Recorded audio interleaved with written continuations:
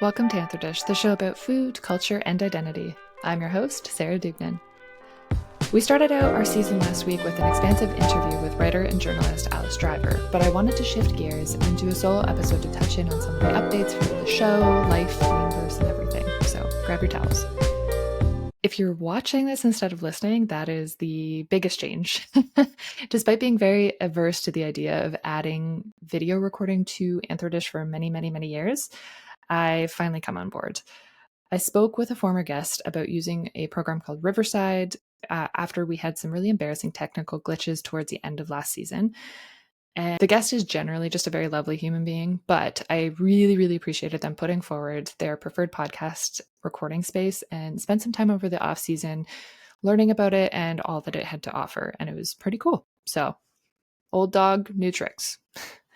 I think one of the biggest reasons for the shift on my part is that I was really challenged last year by just how unstable social media platforms can be. I've been fortunate enough to build a really great sense of community on particularly Instagram, and find a lot of really wonderful food and politically minded people through social media stack as well. But I've also seen how swiftly platforms can change in terms of what they value. So reels, no reels, photo dumps, no photo dumps, collaborations, no collaborations. It just changes on a dime. And as a podcaster, I want to make sure that my body of work remains accessible to as many people as it can for as long as it can, if not forever, on as many stable platforms as it can. So I use Libsyn, which I lovingly refer to as the dinosaur of RSS feeds, to host my show, and I'm not worried about that one ever going belly up. It's been one of the longest lasting and hardiest platforms, but I'm shifting to include video so that it can be a podcast on YouTube as well. After talking to a lot of people who know heaps more about it than I do, like Maggie of Karis Maggie from last season or Katie Quinn of Q Katie from season 1 or 2, I feel pretty confident in expanding onto YouTube, but in a very low pressure kind of way, just to see how it goes. And as a way to have a landing pad, just in case connecting through social media changes in a way that is unpredictable and volatile. Aside from technological updates, I also have very big life updates. I'm not sure if I referenced it much in the 8th season, but I spent the entire season pregnant while recording. So this season, I have a new little baby with me, and his name's Kylian, like Mbappe, which no one gets, but now I've said it. I've scheduled most of my interviews for his nap periods, but I'm returning to the chaos of earlier seasons. If you've been here since the beginning, I'm sure you remember moments where Ray came charging into interviews and we just had to roll with it. The possibilities of disruption is just what life looks like for me. So there may be the occasional video drop-in of Kylian. There may be the occasional squawk on his part, but otherwise it's business as usual here. This season already feels like a big energetic shift for me.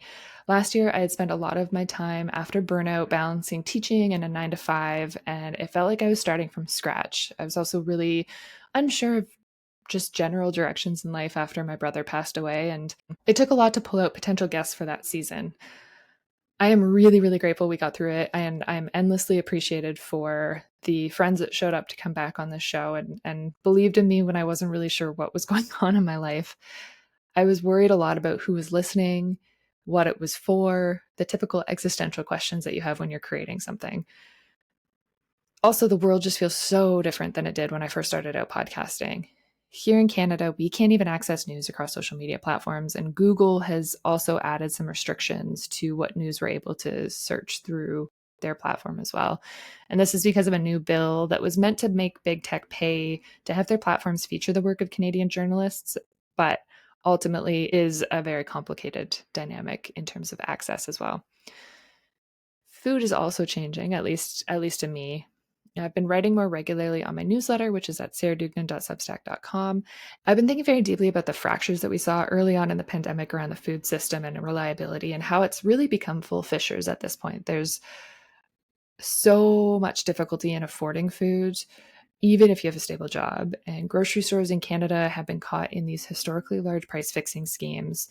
And instead of changing course, they're just giving out Marvel comic cards for your purchases. I don't know.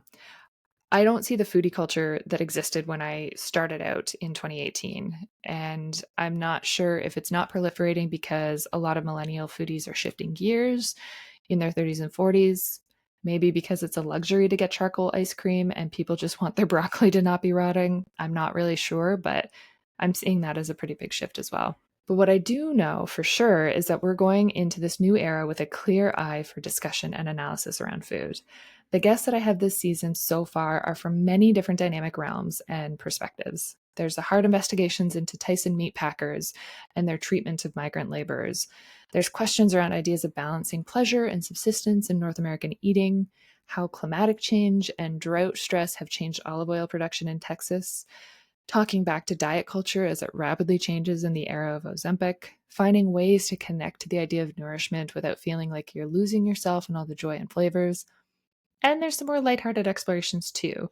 Why it's important to use food in fiction and how annoying it can be when you're reading a book and there's zero food, or you're watching Gossip Girl and they're walking past a big platform of food and not touching it. I'm trying my best to balance the heavy and the playful, to show up with both. It's important for me to do that because rest and joy are very necessary components to maintaining your health and sanity when you're tackling big and violent and oppressive issues of our times. So now that I'm entering season 9, this is where you're finding me. Almost 33, mom of 2, coffee slugging, and ready for some very powerful conversations with some really cool people in food. Thank you so much for being here. Thank you for taking the time over the years to always show up.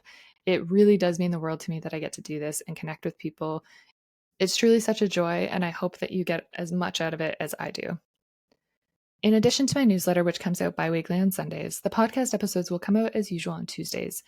You can find promotions and sneak peeks across TikTok at AnthroDish and on Instagram at AnthroDish Podcast.